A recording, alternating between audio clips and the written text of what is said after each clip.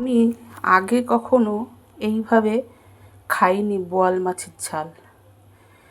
বোয়াল মাছের ঝাল আমি পেঁয়াজ টমেটো পেস্ট করে মাখা মাখা করে করেছি, কিন্তু এইভাবে কোনোদিনও আমি বোয়াল মাছের ঝাল খাইনি। তা চলো কীভাবে বোয়াল মাছের ঝালটা আজকে করছি তোমাদের সাথে সেটাই শেয়ার করি। দেখো, বোয়াল মাছটাকে আমি ভেজে রেখেছি, আর আলু আমি ভেজে রেখেছি। আলু একটু ভাপ দিয়ে জলটা ফেলে দিয়েছি, ফেলে দিয়ে আমি ভেজে রেখেছি আলুটা।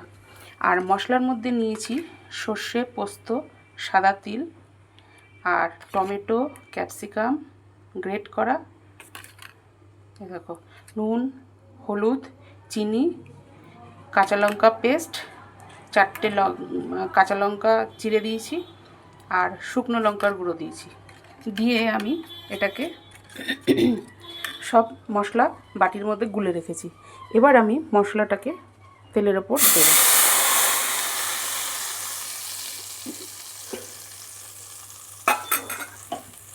গ্যাসটাকে বাড়িয়ে দিলাম। এবার মশলাটাকে ভালো করে কষাবো। জলটা একটু বেশি দিয়ে গোলা হয়ে গেছে বন্ধুরা, ভালো করে কষিয়ে নিয়ে ফিরে আসছি। দেখো বন্ধুরা, আমার মশলাটা কষানো হয়ে গেছে। এবার আমি আলুগুলো দিয়ে দিয়েছি। আলুগুলো দিয়ে আবার একটুখানি নাড়াচাড়া করে নেব, তারপরে জল ঢেলে দেবো। অনেকে বলে সর্ষে দিয়ে মাছ রান্না করলে নাকি তিতো হয়। আমার কিন্তু কোনো সময় তিতো হয় না।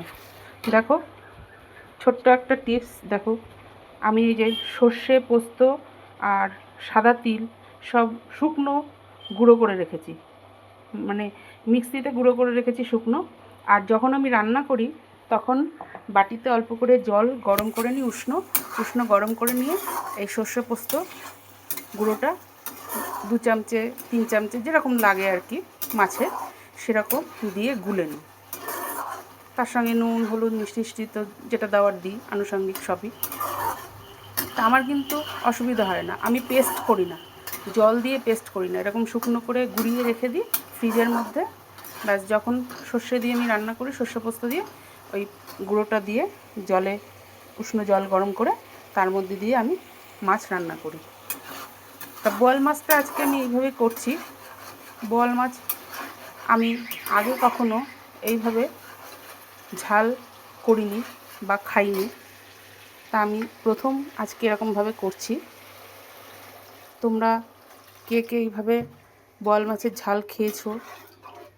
আর যারা খেয়েছো তারা তো জানোই এভাবে করতে হয়। যারা কেউ যদি না খেয়ে থাকো তাহলে এইভাবে একবার খেয়ে দেখো, আশা করি ভালো লাগবে তোমাদেরও। আমি সবসময় পেঁয়াজ টমেটো পেস্ট এসব দিয়ে আমি বোয়াল মাছের ঝালটা করেছি। আচ্ছা, এবার জল দিয়ে দিয়েছি, আমি মাছগুলো দিয়ে দিচ্ছি। কথা বলতে বলতে আমার জলটাও দেওয়া হয়ে গেছে। এবার মাছগুলো আমি দিয়ে দিলাম ঝোলের মধ্যে, দিয়ে এবার ঢেকে দেবো কড়াইটাকে।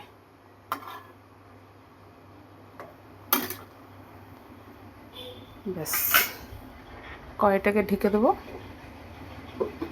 ফিরে আসছি পরবর্তী স্টেপে। এবার দেখো বন্ধুরা, আমার হয়ে গেছে বোয়াল মাছের ঝাল। ঝোলও আমার শুকিয়ে গেছে, ঝালও আমার হয়ে গেছে। একটু মাছগুলো উল্টে দিচ্ছি, হালকা করে উল্টাতে হবে, নাহলে আবার সব ভেঙে চলে যাবে।